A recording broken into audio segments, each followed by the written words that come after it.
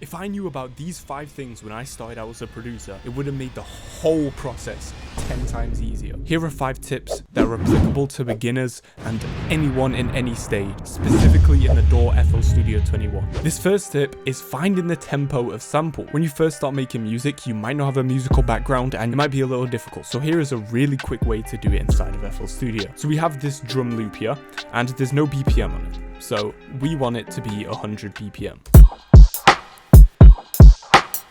This is very much out of time. So what you can do is you can click up here and you can click detect tempo. Now you want to set the range. 75 to 150 usually covers most of the range. If it doesn't work, you can try a different range. So we're going to try this first of all. And FL is going to detect here. Now it says 81.981. We don't really care for these decimals here. They're a little too specific. So we're going to click no and we're going to remember this number. So it's actually in 82. So what you want to do is you want to round the number up. We're going to click fit to tempo. We're going to click type in tempo. And it's got that number there that it's guessed. But I think we should put it as 82. And now if you zoom in here, you can see it's fit perfectly in this 4-bar grid. And you can move this freely and it will always match the BPM once you found it. Now the next tip is finding a key of a sample. Sometimes your 808s, once you download them off the internet, they're not actually in the key of C, but you're making your beats in the key of C. This was a big thing when I started producing, and I did not realize why all my 808s sounded awful, but it was because of this. So let me find one that's not C. So we've got this 808 here. Now, if we play a note, that is not C. So the way we can check what the note is you want to click on the sound here. You want to right click, open an audio editor. From there, you want to Control A to select the whole thing and right click, click regions and then detect pitch regions. And it will show the true pitch here. So it's in F. So what you want to do then is you want to click on this little spanner and find F on here and right click where F is. Now this is going to set the default note to F. So when you play C, it is actually C. You can take this one step further and actually find the notes being played inside of a sample. So we've got this guitar here. We're going to use our little strategy again to fit to tempo. So we've got this here. Now we want to get the notes from this sample so we can replicate it and add things to it. So what you want to do is double click and assign it a mixer track. Then we're going to go up to the mixer track and we're going to remove all of this bass here. So it's just the higher ends, no bass. Now what we're going to do is we're going to highlight this and export it with those effects on. So now we have a sound that has not got any bass in whatsoever. Now we're going to double click this, edit an audio editor, Control A again. And this time we're going to go to tools and either one of these, you want to convert the right or left channel to mono. So then we're going to click on tools again, right click and click on tools and click convert to score and dump to piano roll. Now, as you see here, we have got the notes that are being played. Some of these aren't that correct, but it can give you a good idea.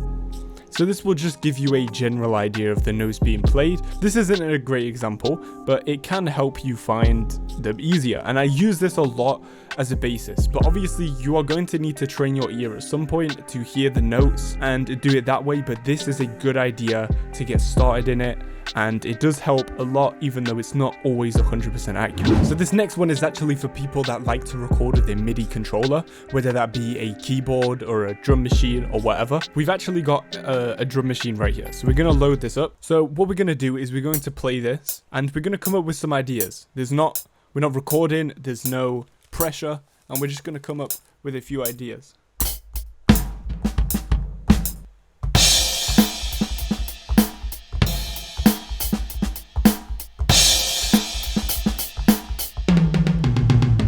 Okay, so I've just placed some stuff here and I liked a certain bit, but I wasn't recording. So what can I actually do? If you go ahead and go up to tools, go to dump score log to selected pattern. Now you can select from all the way up to the last 30 minutes. Now watch when I click this. Things that I was playing has appeared into the playlist. So what I was playing there has actually appeared directly into the playlist without me recording. So let's take a listen and see if it got it all.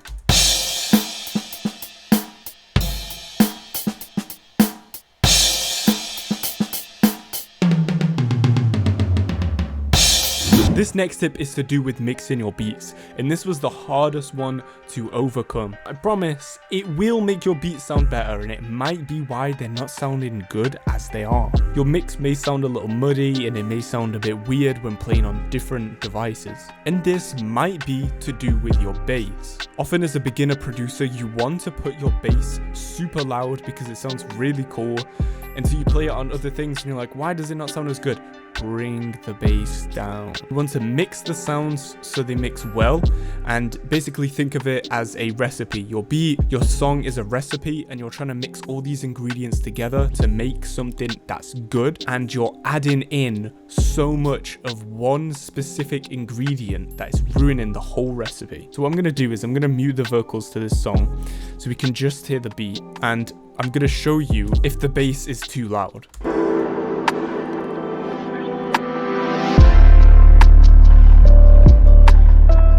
Now that might be a bit of an exaggerated example.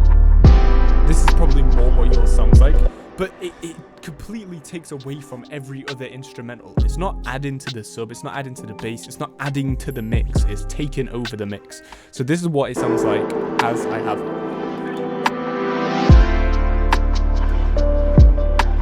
As you can hear, every other instrument also has its place to shine, and it doesn't overtake it. So try turning down your bass and see what it sounds like. This final tip is a little more deep rather than practical, and it basically is, once you get into music, you're not always going to want to make music.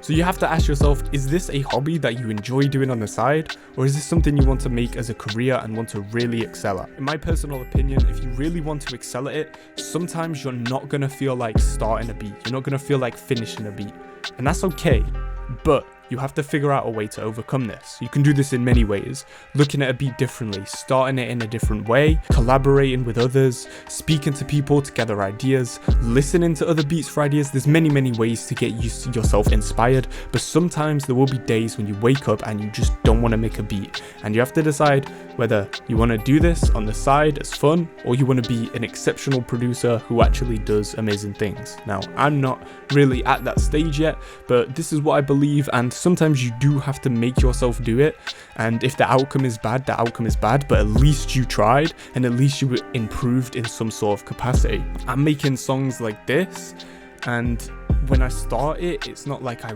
super want to start it, but then I start adding elements and then I get excited. I'm like, okay, this is sick, this is what I want to do for the rest of my life, you know what I mean? So sometimes don't let your brain control you, let yourself control it, and have fun while making music, but sometimes you just have to get a job done, you know what I mean? So yeah, I hope you enjoyed this video, I hope you got something out of it, and I hope my knowledge can help you as a beginner learn and grow. Thank you for watching, and I'll see you in the next one. Goodbye. Peace.